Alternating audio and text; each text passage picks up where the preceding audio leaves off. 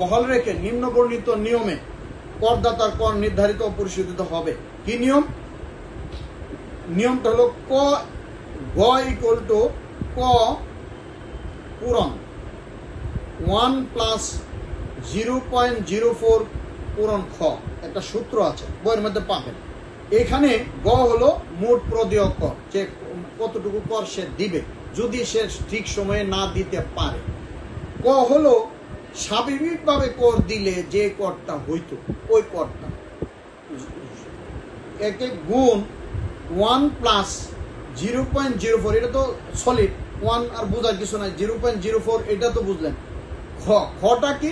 আপনার যে সময় অতিবাহিত হয়েছে, সময় গেল না, 1 মাস দিতে পারেন না, 2 মাস দিতে পারেন না, 3 মাস দিতে পারেন না, 4 মাস দিতে পারেন না, ওই সময়টা হলো খ। তাহলে 1+0.04 ইন্টু খ, এই হোল দিয়ে গুণ হলো ককে, যে এটা কর দেওয়ার কথা ছিল। দেওয়ার পরে কি দাঁড়াবে দেখবেন, যে আপনি যে রিটার্নটা যত টাকা সময়ের মধ্যে দিলে ধরেন 25,000 টাকা দিলেন হইলে, এটা গিয়ে দাঁড়াইবে দেখবেন যে 50-60,000 টাকা। এছাড়াও রিটার্ন কর্মকর্তা যে ইন টাইমে আপনি রিটার্ন না সাবমিট করার জন্য ইচ্ছা করলে এই যে উপকর কমিশনার আপনার উপর আরো জরিমানা আরোপ করতে পারেন। তবে এই 24 মাসের বেশি ওই যে গুণ খ মাস, এটা 24 মাসের সর্বোচ্চ মাস হবে কত? 24 মাস। আপনি সর্বোচ্চ মাস 24 ধইরা এটাকে করা যাবে, করবেন, হিসাব করতে হবে।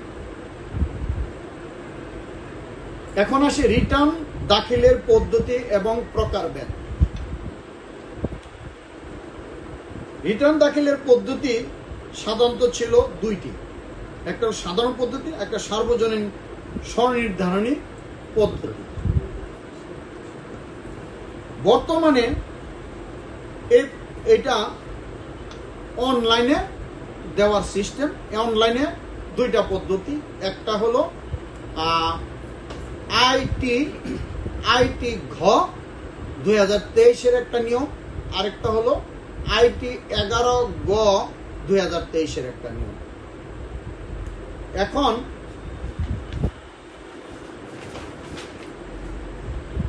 আইটি ঘ একটা নিয়ম, এটা একবারে স্বাভাবিক, একবারে সহজ সরল নিয়ম, এক পাতার একটা রিটার্ন। এই আইটি ঘতে কারা দিতে পারবে? যাদের করযোগ্য আয়ের পরিমাণ 5 লক্ষ টাকার অধিক নয়। 5 লক্ষ টাকার অধিক।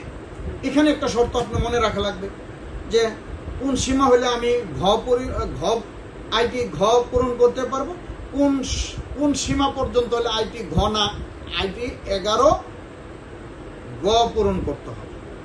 5 লক্ষ টাকা পর্যন্ত যদি আয়ের সীমা থাকে আপনার, তাহলে আইটি ঘ পূরণ করতে পারবেন। মোট পরিসম্পদের পরিমাণ 40 লক্ষ টাকার ভিতরে থাকলে আপনি সেটা পূরণ করতে পারবেন, ক্রস করলে পারবেন না। আপনার যদি কোনো গাড়ি থাকে তাহলে পারবেন না, গাড়ি না থাকলে পারবেন। সিটি কর্পোরেশন এলাকায় যদি আপনার কোনো জমি থাকে অথবা ফ্ল্যাট থাকে, তাহলে আইটি ঘ পূরণ করতে পারবেন না, আইটি 11 গ পূরণ করতে হবে। বাংলাদেশের বাইরে কোনো পরিসম্পদ থাকলে আপনি আইটি 11 আইটি ঘ পূরণ করতে পারবেন না, আইটি 11 গ পূরণ করতে হবে। যদি না থাকে তাহলে আইটি 11 গ পূরণ করতে পারবেন। কোনো কোম্পানির শেয়ার হোল্ডার বা পরিচালকের দায়িত্বে থাকলে তাও আপনি আইটি ঘ পূরণ করতে পারবেন না। না থাকলে না থাকলে করতে পারবেন, কিন্তু যদি থাকে তাহলে 11 গ পূরণ করতে হবে।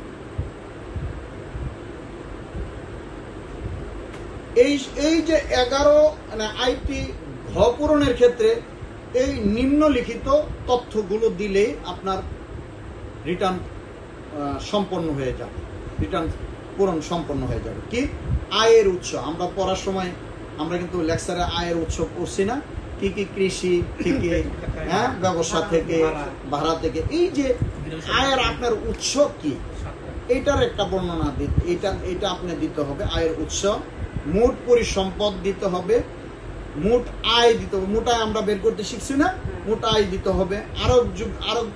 আরোপযোগ্য কর, অর্থাৎ আমরা কত কর দিতে, মানে আরোপযোগ্য কত কর আসছে আমরা হিসেব ক্যালকুলেশন করে বের করছি না, এই আরোপযোগ্য কর কত এটা বের করতে হবে। কর রেয়াত যদি থেকে থাকে সেটা বিয়োগ দিতে হবে, করি নাই, রেয়াত থাকলে সেটা বিয়োগ দিতে হবে, এবং প্রদেয় কর কত সেটা বের করতে হবে, কইরা দেখাইতে হবে।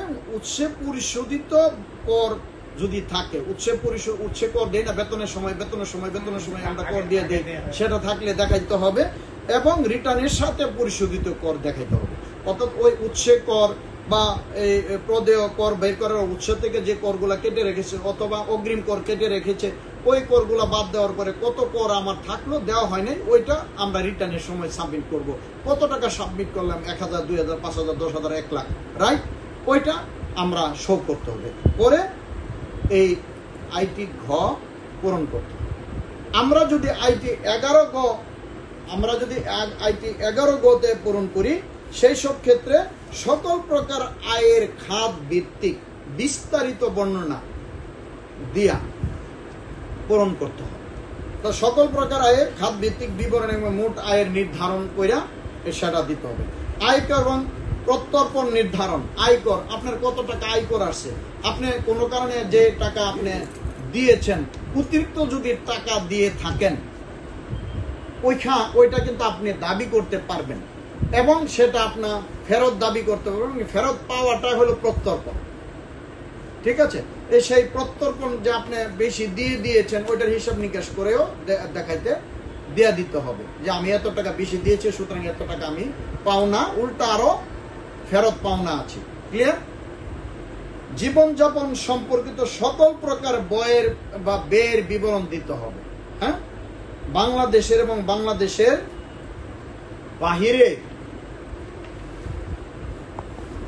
বাহিরে অবস্থিত সকল পরিসম্পদের বিস্তারিত বিবরণ দিতে হবে। ক্লিয়ার? এখন আপনি রিটার্ন সাবমিট করছেন, রিটার্ন সাবমিট করে দেখলেন যে আপনার তো রিটার্ন যে সাবমিট করেছেন এটা ভুল হয়ে গিয়েছে, কি করবেন? মাথা হাত দিয়ে বসে থাকবেন? না, আপনাকে রিটার্ন সাবমিট, যে রিটার্নটা যে সাবমিট করেছেন সেটাকে আবার সংশোধিত রিটার্নও সাবমিট করা যায়। ওইটা রিটার্ন সাবমিটের 180 দিনের মধ্যে সেটা করতে হবে। কত দিনের মধ্যে? 180 দিনের মধ্যে। এবং সংশোধিত রিটার্ন যদি একবার সাবমিট করে থাকেন, ধরেন রিটার্ন সাবমিট করে ফেলছেন, এরপরে স্মরণ হয়েছে আরে আমার তো রিটার্নের মধ্যে তো হিসাব করে দেখলেন ক্যালকুলেশন ভুল হয়েছে, আপনার সংশোধিত একটা রিটার্ন সাবমিট করবেন না। একবার করে আমি বলি করেন নাই, অর্থাৎ রিটার্ন সাবমিট করার পরে চিন্তা হলো যে আমার তো ভুল হয়েছে, আমি রিটার্নটা তো ভুল সাবমিট করে ফেলেছি, তাহলে আপনি সংশোধিত রিটার্ন সাবমিট করলেন একবার করার পরে দ্বিতীয়বার আর কোনো সুযোগ নেই। যদি মূল রিটার্নটি ধারা 182 অধীনে অডিটের আন্ডারে চলে যায়, ধরেন আপনি রিটার্ন সাবমিটের পরে কর্মকর্তাগণ দেখছেন যে আপনার যে রিটার্ন সাবমিট করছেন, হ্যাঁ, ওইটাতে সঠিক তথ্য আপনি দেন নাই, এর আগে বলছি না দেন নাই, তখন কিন্তু তারা ওই আপনার রিটার্নকে অডিটের আন্ডারে নিতে পারে। যদি আপনি সংশোধন করেন, অডিটে যাওয়ার পূর্বেই করতে হবে, অডিটে চলে গেলে আর রিটার্ন সংশোধন করা যাবে না। রিটার্ন প্রসেস হলো আপনি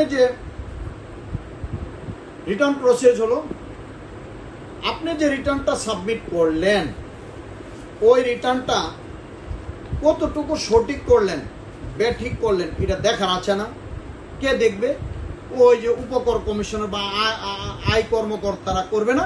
যাচাই বাছাই করার নাম হলো রিটার্ন প্রসেস করে যদি দেখে যে আপনার যে ধার্য রিটার্ন বা কর দেওয়ার কথা তার থেকে কম দিয়েছেন অথবা বেশি দিয়েছেন, তখন ওনারা আপনাকে চিঠির মাধ্যমে জানিয়ে দেবে যে আপনার এইটার এই সমস্যা হয়েছে এবং সেই অনুযায়ী ব্যবস্থা নেওয়া হবে। ক্লিয়ার?